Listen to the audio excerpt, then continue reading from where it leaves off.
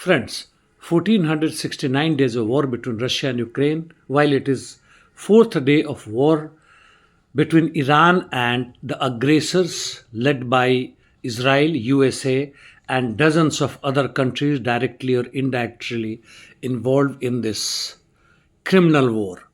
Just a brief on what is happening on Russian-Ukrainian war.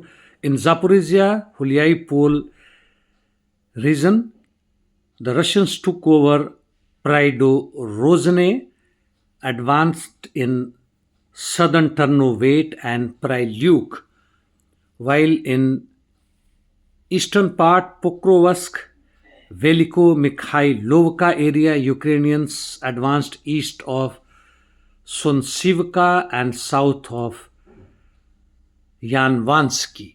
In Mirnograd, Russians advanced towards Novi Donbass and Vilna, while in Konstantinivka area they have gained from Ilyinovskaya area towards east of Konstantinivka.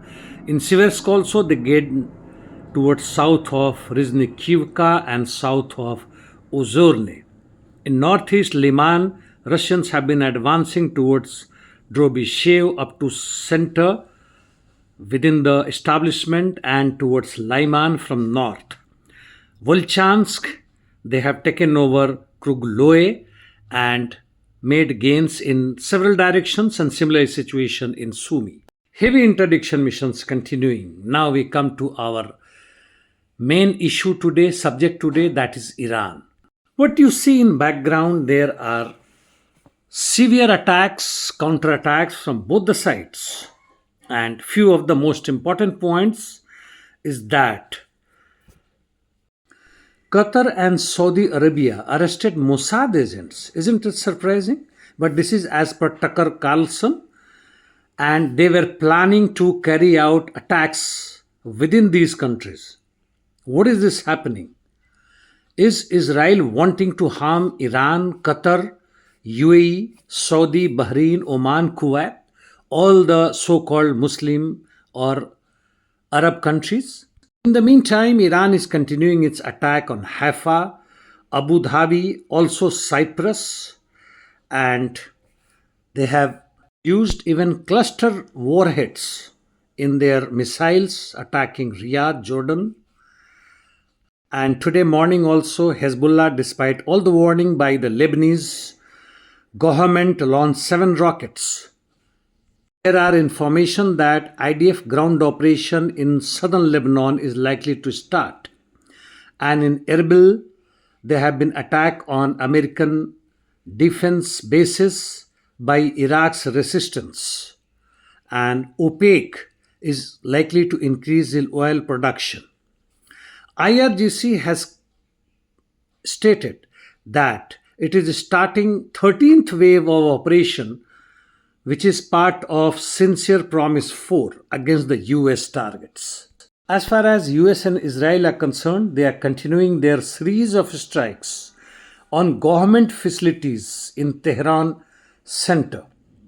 Trump, on Iran's ability to counterattack, says that he is surprised that Iran has struck Arab countries.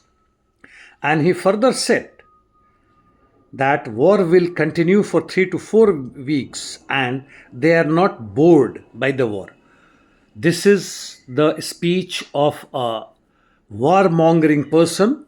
By the way, Republicans have approved attack on Iran, which was expected. And in the meantime, Iran has closed Strait of Hormuz by warning that no ships are allowed to pass and they will strike any ship coming that side, and most of this part is dry. And they are also planning to attack oil pipelines so that no oil is exported out from Middle East. Iran is hitting what hurts American, Western, top capitalists, imperialists, monopolies, and oligarchs. Some related information. Greece will send 2 frigates plus 2 fighters to protect Cyprus' ethnic heritage, language, culture, which is akin to itself. And it is part of Joint Defense Doctrine of 1993. in which probably Israel is also part. And this was after Turkey's invasion in 1974. Iran's air defense, incidentally, remains low, and it is a surprise or unknown fact that did Iran's S-300 shoot down three F-15s, which was almost 240 kilometers away, or maybe Iranian Sayyad 4, which is akin to S-400.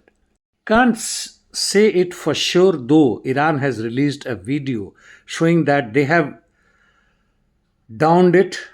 But in case it is friendly fire, what happened to IFF? That is identification of friend and foe. One by one, not only one or two, but three of them.